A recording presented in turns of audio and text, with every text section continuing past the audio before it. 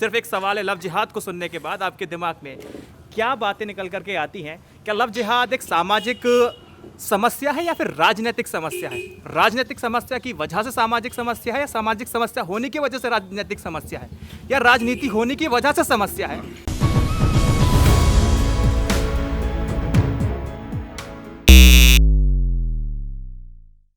उसे ये ना कहा जाए कि तू अब इतने बच्चे पैदा कर, तब वो लव रहेगा, लव जिहाद नहीं होगा। लेकिन लव जिहाद क्या है? जिहाद जिहाद क्या है? हिंदू लड़की के साथ शादी करने के बाद उससे पे पाबंदी। अगर हिंदू लड़की मुसलमान से शादी करे, ठीक है, स्वेच्छा अनुसार उसने धर्म परिवर्तन भी कर लिया और सामाजिक दृष्टिकोण से उसमें गलत भी कुछ नहीं और राजनीतिक रूप से भी गलत नहीं है, क्या जरूरत पड़ती है? आप एक बार क्लियर कर दीजिए। मैं एक सामाजिक 7.5 लोगों को इन्फ्लुएंस करने वाला आदमी और किसी की बहन का मर्डर कर देता, भाई का मर्डर कर देता है उसकी बहन को छेड़ने के पीछे, तो क्या ये समस्या नहीं है? क्या ये राजनीतिक समस्या है? ये राजनीतिक समस्या नहीं है दोस्त। अगर हम एक उदाहरण देकर के सबको लपेटना चाहें वो भी तो गलत है। रेप करने वाले लोग हम लोगों के बीच में से होते हैं, वो दानव नहीं होते, वो मानव ही होते हैं। तो इसका मतलब ये तो नहीं है कि संपूर्ण जो मानव जाति है हम उसको दोषी ठहरा दें। आपकी बात मुझे समझ में आ गई, लेकिन मेरी बात मैं आपको शायद समझा नहीं पाया, या फिर आप उस बात से हटना चाह रहे हैं, या फिर उसको आप जवाब देना नहीं चाह रहे। कोई इशू नहीं, मैं आपको बता देता हूँ।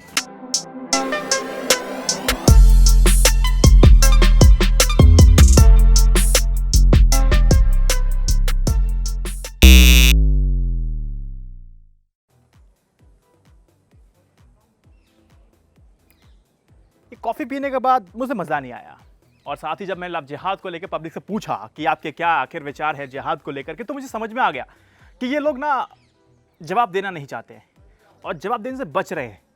जो मुझे समझ में आया वो सिर्फ यही था कि ये ना बाईपास करके अपने मेन डेस्टिनेशन तक पहुंचना चाहते हैं। मेन डेस्टिनेशन एक व्यक्ति का उसकी आइडियोलॉजी होती है, भैया ये है वो है, और आइडियोलॉजी उस व्यक्ति खुद की नहीं होती है, वो आइडियोलॉजी उसके बड़े नेता की होती है। बड़ा नेता जो सोचता है, जो समझता है, वही इनके लोग होते हैं जो प्रभावित होकर के अपनी आइडियोलॉजी बना लेते हैं। जब मैं लव जिहाद को लेकर बातचीत की, इंटरव्यू है लगभग लंबा, 18-20 से लोग मेरे सामने थे। वो बड़े सौभाग्य की बात कर रहे थे, बटरिंग की बात कर रहे थे, पेमेंट ले लीजिए, हमारा चेहरा दिखा दीजिए, हमारी बात रख लीजिए। मैंने बोला कि ये काम हम नहीं करते हैं। हमारे पास साधन नहीं है, संसाधन नहीं है। हमारे पास पता है जब बढ़ेंगे हम एक लंबा शो करेंगे, मेंबरशिप आप ले सकते हैं, हम आपको एप्लीकेशन के थ्रू जोड़ेंगे और आपकी बातचीत हम पब्लिक तक पहुंचाएंगे। वैसा हम काम कर सकते हैं। तो 18 में से 4 लोग मैंने लिए, उनसे बातचीत हुई। सवाल यहाँ पे लव जिहाद को लेकर था। आपको एक किस्सा सुनाता हूँ। लव जिहाद वास्तविक सामाजिक समस्या है या फिर इसको बना दिया है भी नहीं। अगर हम इतिहास की तरफ देखेंगे तो जब सांसद हुआ करते थे मुख्यमंत्री योगी आदित्यनाथ, तब बोला करते थे कि वैश्विक षड्यंत्र है लव जिहाद।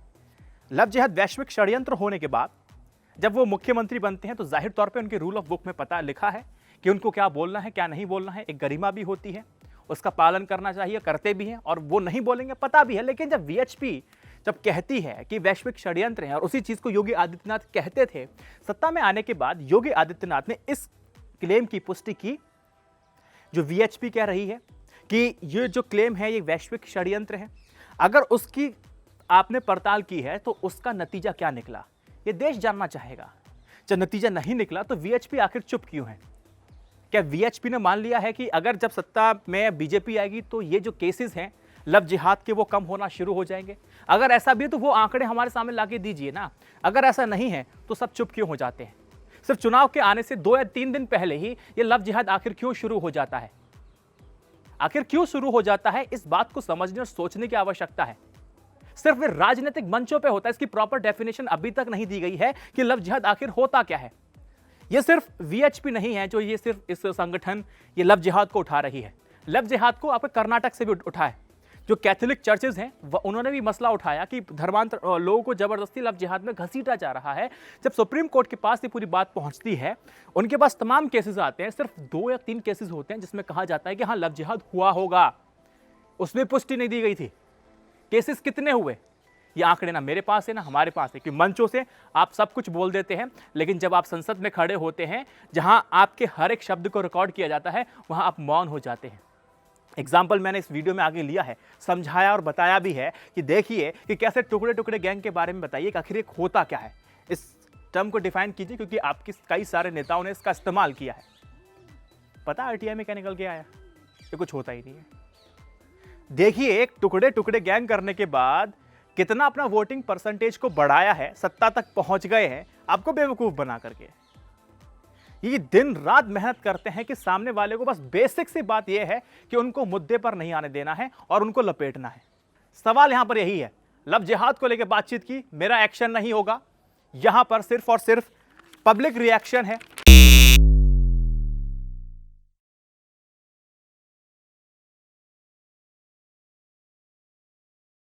समाज के कुछ लोगों के साथ हूं और वेल स्टैब्लिश्ड हैं, अपने अपने क्षेत्र में अच्छा काम कर रहे हैं। कई सारे लोग हैं, लेकिन आज मैं सिर्फ आपको 4 लोगों से मिलाऊंगा और एक एक करके नाम भी आपको बताऊंगा। और आज का हमारा जो पॉलिटिकल एजेंडा नहीं है, सिर्फ एक सवाल है, लव जिहाद को सुनने के बाद आपके दिमाग में क्या बातें निकल करके आती हैं? क्या लव जिहाद एक सामाजिक समस्या है या फिर राजनीतिक समस्या है? राजनीतिक समस्या की वजह से सामाजिक समस्या है या सामाजिक समस्या होने की वजह से राजनीतिक समस्या है या राजनीति होने की वजह से समस्या है? ये सारी बात इन लोगों से आज मैं पूछने वाला हूँ। हिमांशु जी, ये लव जिहाद मुझे समझ में नहीं आता। लव भी है और जिहाद भी है। जिहाद को सुनने के बाद मुझे कुछ अटपटा सा लगता है। देखिए, अगर हम देखें तो हमारे देश भारत, जिसमें श्री कृष्ण का जन्म हुआ, उसमें उनकी 16,000 रानियाँ थी और जिसमें सबसे ज़्यादा नाम श्री कृष्ण के साथ राधा जी का लिया जाता है। उनकी उनसे शादी नहीं हुई थी, विवाह नहीं हुआ था, फिर भी उनका इतने प्रेम से और भाव से उनका नाम लिया जाता है श्री कृष्ण और राधा जी का। ऐसे देश में जिसकी संस्कृति सनातन धर्म को मानने वाली है, जिसका ना कोई अंत है, ना आदि है, ना अनंत है, इस देश में पहली बात तो जिहाद का नाम होना ही गलत है। इस देश की संस्कृति में लव जिहाद एक कलंक हम कह सकते हैं, या धब्बा, काला धब्बा हमारी संस्कृति के ऊपर लगाने की एक कोशिश की जा रही है। ये वैश्विक स्तर पर हम मान सकते हैं कि वैश्विक स्तर का एक षड्यंत्र है, जो इस देश की संस्कृति को बदनाम करने का, इस देश में वैमनस्यता फैलाने का एक काम किया जा रहा है। आपने बोला राजनीतिक षड्यंत्र है, और ये जो राजनीतिक षड्यंत्र है वो वैश्विक है। ये आपका भाषण सुनने के बाद, मैं बोलूँ आपका बात सुनने के बाद, मुझे सत्ता से पहले योगी आदित्यनाथ जब MP हुआ करते थे तब ऐसी बातें करते थे। जब वो CM बन गए उसके बाद ऐसी बातें वो नहीं करते। लव जिहाद एक आपका वैश्विक षड्यंत्र है ना? ये बात आपने मुझे बताई। तो मुझे आप एक चीज़ समझाइए, ये वैश्विक षड्यंत्र है, ये ऐसी रिपोर्ट आपके पास आती कहाँ से है? कहाँ से देखते हैं, कहाँ से पढ़ते हैं? जी, मैंने काफ़ी देखा है और किताबों में भी पढ़ा है और न्यूज़ में भी आजकल हम लोग देखते हैं और सोशल मीडिया पर हम लोग युवा ज़्यादातर एक्टिव रहते हैं।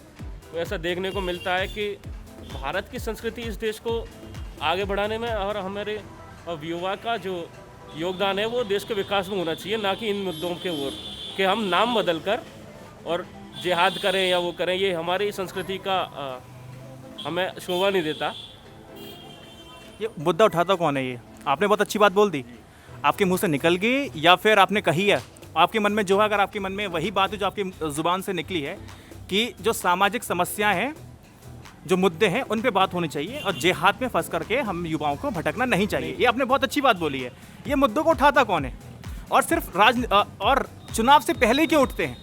अभी बाईपोल होने वाले हैं, उपचुनाव होने वाले हैं। योगी आदित्यनाथ जी ने बताया कि जो लव जिहाद करेगा उनका नाम सत्य हो जाएगा।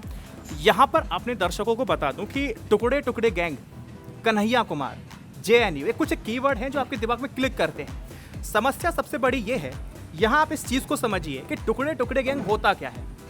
ये जितनी भी चुनावी राजनीतियाँ होती हैं, जितनी आपकी पार्टीज होती हैं, जब राजनीतिक मंचों पे बात की जाती है तो माहौल तो बन जाता है, लेकिन जब संसद में खड़े होकर पूछा जाता है कि साहब मुझे आप ये बताइए कि टुकड़े टुकड़े गैंग का क्या मतलब है, RTI के थ्रू पूछा जाता है तो उसका जवाब नहीं निकलता है।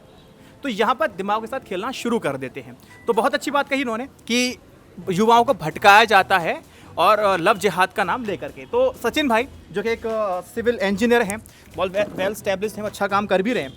तो सचिन भाई, इन्होंने यहाँ स्टैब्लिश तो कर दिया कि ये मुद्दा, ये लव जिहाद के चक्कर में हम युवाओं को नहीं फंसना चाहिए। अब आप मुझे बताओ, ये राजनीतिक समस्या ना कहूँ तो मैं क्या कहूँ फिर? सामाजिक अगर होती तो ये तो 365 दिन उठती यार।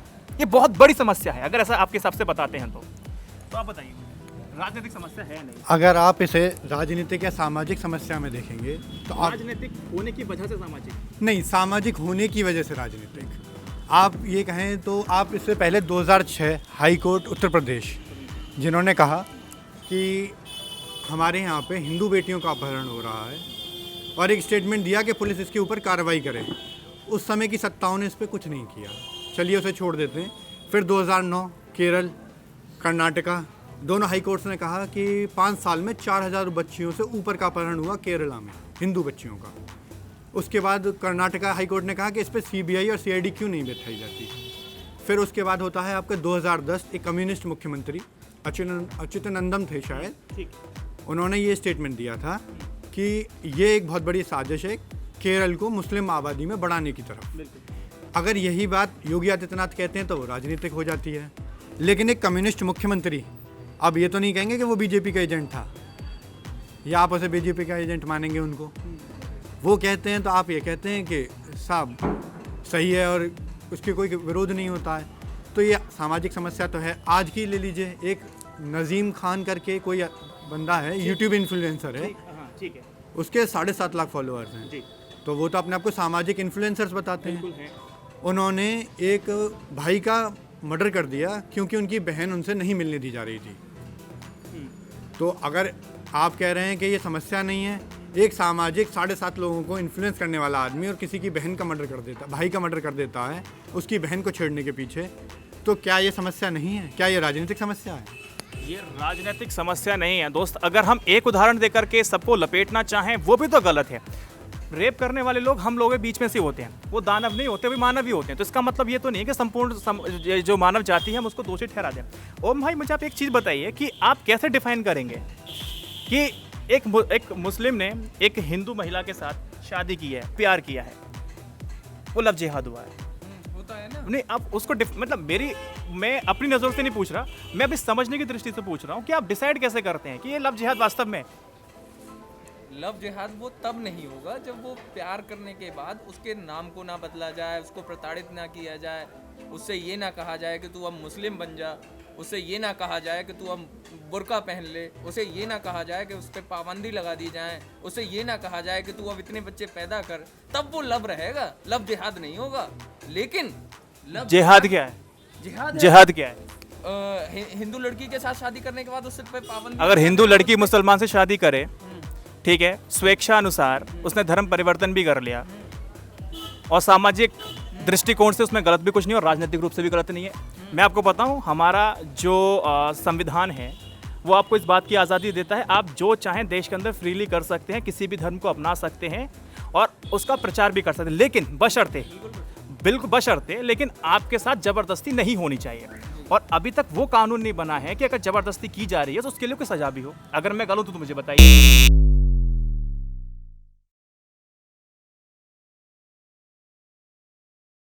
सनातन दरअसल एक जीवन शैली है और ये बात इंटेलेक्चुअल्स की समझ से परे है।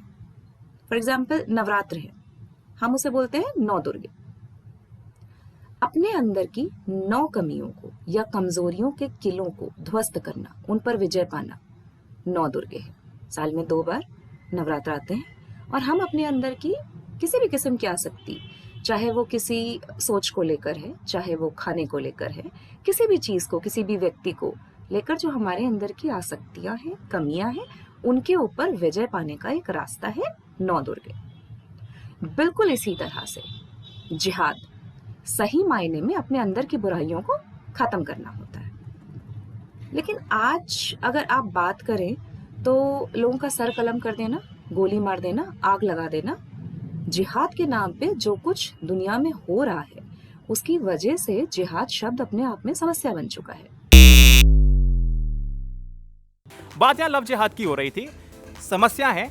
अब आप मुझे बताइए कि अभी तक कानून बने नहीं हैं, अभी आपने बनाया, सुप्रीम कोर्ट ने बताया है अभी कि जो हाई कोर्ट ने बताया अभी कि ठीक है, जो धर्मांतरण अगर हो रहा है शादी के बाद जबरदस्ती की जा रही है तो भैया वो गलत है, लेकिन सजा क्या होनी चाहिए? लव जिहाद, देखो लव जिहाद के बाद धर्मांतरण हो रहा है और लव जिहाद के बिना भी धर्मांतरण हो रहा है। ये दोनों अलग अलग समस्याएं, एक समस्या क्या समझते हो आप? लव जिहाद के बाद धर्मांतरण होना और लव जिहाद के बिना धर्मांतरण होना। लव जिहाद धर्मांतरण कराने की एक साजिश है, इसीलिए उसको जिहाद के साथ साथ उसने लव भी जोड़ा है ना। हम जिहाद के साथ लव जोड़ा है ये कहेंगे। लव जिहाद के बिना भी जो धर्मांतरण हो रहा है उसके लिए आपकी क्या सोच है? उसके लिए भी हम ये कहेंगे हमारे धर्म के साथ, हमारे भारतवर्ष के साथ, हमारी संस्कृति के साथ खिलवाड़ हो रहा है। कोई एक फैक्ट रखो कि लव जिहाद एक बहुत ठीक है शब्द हो गया, धर्मांतरण बिना लव जिहाद के भी हो रहा है। कोई एक ऐसा फैक्ट रखो जो आपको लगता है कि यार ये वास्तविक रूप से कैसी साजिश है दबाने की, ये कुछ ऐसा कर जाने की जो वास्तविक रूप से नहीं होना चाहिए। सचिन भाई, ओम भाई और ये हिमांशु भाई, ये जो लोग हैं ये दब करके रहें। कौन सी साजिश है, किन लोगों की साजिश है धर्मांतरण कर रहे हैं? ठीक है, आपका कहना सही है। अब मैं आपको एक उदाहरण देना चाहूँगा। हमारे देश में इतनी बड़ी बड़ी यूनिवर्सिटियाँ हैं, विश्वविद्यालय हैं, अलीगढ़ मुस्लिम यूनिवर्सिटी हमारे पास में ही है। इतने अच्छे अच्छे पढ़ाई के केंद्र हैं। जब इतने अच्छे अच्छे पढ़ाई के केंद्र चल रहे हैं, अल्पसंख्यकों को हमारे यहाँ रिजर्वेशन मिल रहा है, तो हमारे मदरसे क्यों ऑपरेट हो रहे हैं? फिर क्यों ऑपरेट हो रहे हैं? ये चल तो गुरुकुल भी रहे हैं, इसी नहीं, उसमें कट्टरता नहीं दिखाई जा रही है। कैसे कह सकते हो आप? जी मैं कह सकता हूँ। बताइए कैसे। अभी बिजनौर में हमारे यहाँ अभी साल भर हुआ होगा, उसमें छापा पड़ा था, वहाँ AK-47 और वहाँ तमंचे बंदूकें बरामद हो रहे हैं। जी आप मुझे इसका लिंक भेजेंगे? ये बिल्कुल भेजूंगा, बिल्कुल भेजूंगा। ठीक है। तो आप बताइए कि जब हमारे गुरुकुल में संस्कृत पद्धति पर पढ़ाई करवाई जा रही है, ये सर्वे भवन्तु सुखिनः का पाठ पढ़ाया जा रहा है हमारे देश में, और सब सुखी रहे, कोई दुखी ना रहे, और सबका हित चाहने के लिए हम कहते हैं हिंदू। तो यार हिंदू पे अब में आ जाते हैं पर हिंदू कोई धर्म नहीं है, ये एक जीवन शैली है। ये हमारे माननीय सुप्रीम कोर्ट ने भी कहा था। तो हिंदू होने के नाते हम ये नहीं कहते कि हम किसी को मारेंगे पीटेंगे। हिंदू इतना कायर भी नहीं है कि चींटी को भी पैर के नीचे आ जाती है तो चींटी को भी मारने से बचता है। तो इसका मतलब ये नहीं है कि हिंदू कायर है। हिंदू अपनी संस्कृति को बचाना भी जानता है। हिंदू धर्म में भगवान परशुराम जैसे भी लोग हुए हैं जो पापी होके और जिन्होंने अत्याचार किए, उन लोगों को मिटाने का भी काम इन्होंने किया है। तो रेडिकलाइजेशन मदरसों में हो रहा है, हम लोगों को ये इस बात को मानना पड़ेगा। कट्टरता उसमें सिखाई जाती है, ये एक समस्या है। धर्मांतरण का मुझे अभी तक संतोषजनक जवाब नहीं मिला कि किन लोगों की साजिश है। अगर हम एक एग्जांपल मुझे मिल जाए ना, मैं भी बस संतुष्ट हो जाऊंगा कि धर्मांतरण की एक समस्या है। मैं फैक्ट रख सकता हूँ, होते भी हैं। FCRA कानून को लेके मोदी सरकार ने एक बहुत बड़ा चेंज किया, अमेंडमेंट लेके आए थे। आखिर FCRA का कानून खत्म क्यों नहीं हो जाता? FCRA एक ऐसा कानून है कि अगर विदेश से मैं विदेश में रहने वाला व्यक्ति भारत में पैसा भेज सकता है, वो कानून आपको बाध्य नहीं करता है कि आपको रोका जाए, वो कानून आपको अलाउ करता है। अब होता क्या है, उस कानून का आड़ लेकर के लोग अपना पैसा भेजना शुरू करते हैं। उन पैसों कहाँ और कैसे इस्तेमाल होता है ये सरकार के पास भी डाटा नहीं है। सरकार ने लिमिट लगा दी 50%, अब 30% कर दी है। आप उसका इस्तेमाल सिर्फ एडमिनिस्ट्रेशन पे कर सकते हैं। समस्या क्या है? 1992 में एक फैक्ट मैं आपके सामने रख रहा हूँ। 1992 में जो FCRA के तहत जो पैसा विदेशों से भारत के अंदर आया था वो 2000 करोड़ था। 2019 में कितना हो जाता है? वही 2000 करोड़ बनकर के 20,000 करोड़ हो जाता है। अब वो 20,000 करोड़ रुपए क्यों आया, किस वजह से यार क्यों आया, ये भी एक रिपोर्ट खुलासा करती है। उसका मैं आप स्क्रीनशॉट मेरे अगल बगल में देखिए, वहां पर धर्मांतरण कराए जा रहे हैं। जो ईसाई है ना, मैं आपको मैं उसका नाम भूल रहा हूँ, उस NGO का नाम भूल रहा हूँ। 70% ऐसे ऑर्गेनाइजेशन निकले जहाँ ये 20,000 करोड़ रुपए पहुंचा है, उन्होंने धर्मांतरण के लिए अपनी पूरी पावर लगा दी है। जब सरकार ने इसको देखा कि ऐसे संगठन है जो इतना गलत काम कर रहे हैं, जो इलीगल भी है, नहीं करना चाहिए, तो सरकार ने रोक लगा दी। अब इनका औहदा देखो, पॉलिटिकल औहदा देखिए साहब, कि बराक ओबामा और डोनाल्ड ट्रंप उस NGO और उसकी सहकारी जितने भी उसके साथ काम करने वाले NGOs थे, उन पर जो रोक लगाई थी इस सरकार ने, उन्होंने मांग की कि इन पे सरकार अपनी रोक हटा ले। अब इनका पॉलिटिकल इन्फ्लुएंस देख सकते हैं। मैं बताऊं कि देखो, जैसे कि डोनाल्ड ट्रंप और बराक ओबामा, उन्होंने पैरवी की कि इस ऑर्गेनाइजेशन पे जो अंशदान को लेके जो हमारी मोदी सरकार ने जो अभी इस समय स्टे लगाया है उसे हटा ले, हम पैसा नहीं भेज पा रहे हैं। उस पर स्टे क्यों लगाया? जस्ट बिकॉज कि वो एक ऐसे कार्य में संलिप्त थी जो नहीं करना चाहिए, इलीगल थी। कार्य मैंने आपको बताया, धर्मांतरण करा रहे थे। ईसाई धर्म को प्रमोट करना गलत नहीं है, गलत नहीं है। सनातन धर्म के बारे में अगर मैं कुछ बोल रहा हूँ, इस्लाम के बारे में अगर आप कुछ बोल रहे हैं, क्रिश्चियनिटी के बारे में आप कुछ बोल रहे हैं, वो समस्या नहीं है। समस्या ये है कि भैया आजा, तू भी आएगा, तू भी आएगा, ये एक समस्या है। नहीं आएगा तो ये होगा, ये एक समस्या है। तो ऐसे NGO उसमें संलिप्त थे। राष्ट्रपति 2 बार कह चुके हैं भैया इससे अपना वो हटा लीजिए, अपना जो भी आपने स्टे लगा रखा है। तो क्या वजह रहती होगी? देखिए, पहली बात आपने कहा कि हम किसी को मना नहीं कर सकते अपने धर्म में आने के लिए, ना किसी पर ज़बरदस्ती नहीं कर सकते आने के लिए। नहीं कर सकते, बिल्कुल। तो जब अपनी मर्जी से मुसलमान भाई जब वापस घर अपने धर्म वापसी करते हैं, तो इस मुद्दे को राष्ट्रीय स्तर पर क्यों उठाया जाता है कि उनको ज़बरदस्ती उनको वापस लाया जा रहा है? दूसरा, आपने कहा ऐसे संगठनों पर बैन लगाना। PFI एक संगठन है, उस संगठन ने दिल्ली में जब धरना हुआ शाहीन बाग वगैरह में, उसमें उसकी बैंक डिटेल्स जब खंगाली गई तो काफ़ी बैंक ट्रांजैक्शंस में उसको पता चला कि वहाँ का जो आपका एक एमएलए है उसके थ्रू वहाँ धरना देने वाले लोगों को फंडिंग की जा रही थी। अब आप बताइए कि CAN उस पर हम कैब पे नहीं जाना चाहते, लेकिन फिर भी एक उदाहरण के रूप में हम उसे ले सकते हैं। यदि इस देश में रहने वाले लोगों को देश में रहने से कोई समस्या नहीं है, यदि कोई बाहर का व्यक्ति किराएदार अगर हमारे मकान में आके ये कहेगा कि ये मकान मेरा है, तो क्या हम उसको मकान दे देंगे? क्या विरोध करेंगे ना। तो ऐसे कामों को आगे बढ़ाने के लिए PFI जैसे संगठन आगे फंडिंग करते हैं और ये चाहते हैं कि देश में अमन चैन खराब हो। आपकी बात मुझे समझ में आ गई, लेकिन मेरी बात मैं आपको शायद समझा नहीं पाया, या फिर आप उस बात से हटना चाह रहे हैं, या फिर उसको आप जवाब देना नहीं चाह रहे। कोई इशू नहीं है, मैं आपको बता देता हूँ। ऐसे मैंने आपको बताना कि ऐसी पॉलिटिकल जो पार्टीज होती हैं वो आखिर इतनी पैरवी क्यों करती है। इसके पीछे की वजह है सिर्फ आपका इलेक्टोरल बॉन्ड, राजनीतिक चंदा। राजनीतिक चंदे को एक बार के लिए मैं सही ठहरा भी सकता हूँ, लेकिन इसका दुरुपयोग भी बहुत होता है। इस कार्ड को आप देख रहे हैं, जो कार्ड आपको YouTube वीडियो के ऊपर मिलेगा, एक बार क्लिक करके जाइएगा कि इस मोदी सरकार ने कैसे एक विदेशी चंदे को बहुत आसानी से अपने पक्ष में करने के लिए बहुत आसान तरीके से आ जाए मेरे पास और कोई समस्या ना हो, उसके लिए इन्होंने ये काम कर दिया, उस तरह से कानून बना दिया। लेकिन गलत कुछ भी नहीं है। गलत इसमें यह है कि FCRA कानून के तहत जो चंदा भारत के अंदर आ रहा है, क्या उस पर बैन नहीं लगना चाहिए? क्या उसको परमानेंट नहीं हटा देना चाहिए? विदेश से कोई क्यों पैसा आपको दे रहा है? क्या औचित्य है उसका? पैसा कहाँ इस्तेमाल हो रहा है? जब इसकी अकाउंटेबिलिटी किसी के पास नहीं है, तो मैं कैसे मान लूँ कि उस पैसे का इस्तेमाल सही जगह हो रहा होगा? अब आप कहेंगे कि जो NGO चलते हैं वो कैसे चलेंगे? एक मैं सुझाव दे सकता हूँ यहाँ पर, अगर आप चाहें कोई मुझे टोक करके बीच में कह सकता है कि आप सुझाव, ये वाला सुझाव भी होना चाहिए। जब FCRA के तहत बाहर से अलग अलग लोग दे रहे हैं, तो उन पैसे की आपूर्ति कहाँ होगी? अगर आज हम देखें CSR का फंड, यानी कॉर्पोरेट सोशल रिस्पॉन्सिबिलिटी फंड, आज 5000 करोड़ हो चुका है। ये बहुत छोटी अमाउंट है, बहुत बड़ी अमाउंट है। और हमारे देश में फ़कीर नहीं, सब दान देने वाले हैं। अब ऋषि महर्षियों के ज़माने से उनके आशीर्वाद से सब दान देने की सबके अंदर सामर्थ्य भी है और देते भी हैं, मना भी नहीं, हिचकते भी नहीं है। तो क्या CSR कम पड़ेगा? जब CSR कम पड़ेगा तो हम भारतीय लोग हैं, NGO को फंड करें, क्या समस्या है? हमें क्या आवश्यकता है कि बाहर से जो अलग अलग लोग हैं वो आकर पैसे देंगे तभी NGO चलेंगे? ऐसा तो हो नहीं सकता। सरकार चाहे तो FCRA के कानून के तहत आने वाले फंड को रोके। अगर देश में अमन चैन और शांति अगर चाहिए, तो अगर राजनीति चाहिए और अपने हिसाब किताब कराने हैं, तो कोई इशू नहीं है। 4 लोगों की टीम बन चुकी है हमारी, और 4 लोगों की टीम करने के बाद मैं कोशिश करूंगा कि आपके पास ऐसी कुछ ज़बरदस्त वीडियो लेके आऊं और पब्लिक रिव्यू, जैसे कि यहाँ पे लोग बैठे हैं, पढ़े लिखे लोग बैठे हैं, इंटेलेक्चुअल लोग बैठे हैं, ऐसी ला करके आपसे बातचीत कराऊं। और बाकी आपकी मन की बात क्या रहने वाली है मुझे बताइए कमेंट सेक्शन में, और बाकी आप मेंबरशिप ले सकते हैं, हमें से जुड़ सकते हैं। जय Hind, Vande Mataram. Stay updated, stay educated, सत्यमेव जयते। आप सबका बहुत बहुत शुक्रिया, आप समय देने के लिए धन्यवाद। हमारे सिख गुरुओं ने अपनी जान दे दी, लेकिन कन्वर्ट नहीं हुए। कन्वर्जन पर मेरी भी यही राय है। मुझे इससे दिक्कत है। आप गरीब को खाना देकर या पैसा देकर कन्वर्ट करें, या किसी विवाहिता को प्यार के बदले कन्वर्ट करें, बात एक ही है।